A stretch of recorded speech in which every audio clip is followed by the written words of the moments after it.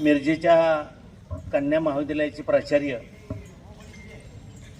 आमचे मित्र माळकर सर, महाविद्यालयातील ज्युनियर आणि सिनियर विभागातील NSSचे कार्यक्रम अधिकारी, त्यांचे इतर सर्व सहकारी प्राध्यापक बंधू भगिनी, या गावातील ग्रामस्थ श्रीयुत महावीर पाटील आणि आपण सर्व विद्यार्थी मित्र हो,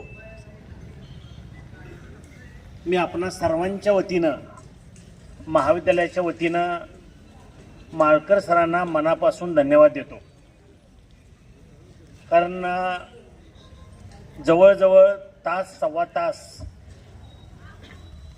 आपल्या सर्वांचं रक्त सळसळेल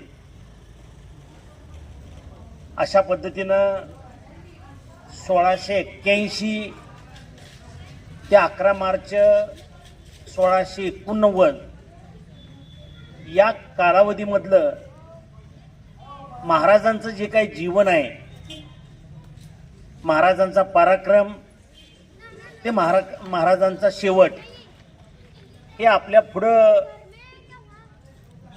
जिवंत शंभूराजे उभा राहतील अशा पद्धतीनं ठेवण्याचा प्रयत्न हे सरांनी केलेला आहे.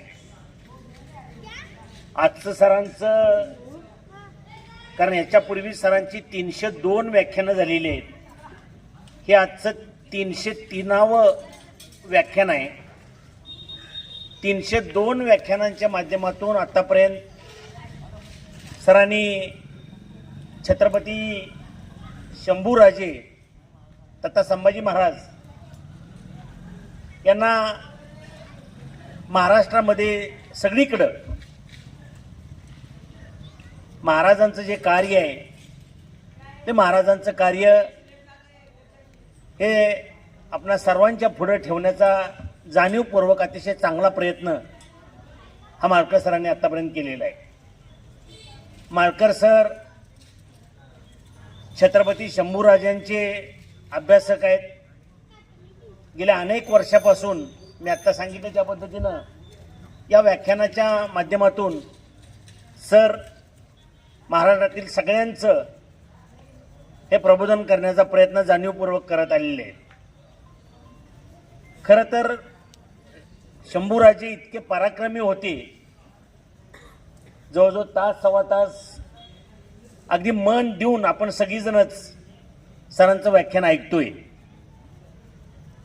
जवळजवळ 7 वर्ष 127 लढाया न हारता शंभूराजांनी केल्या, स्वराज्यासाठी केल्या,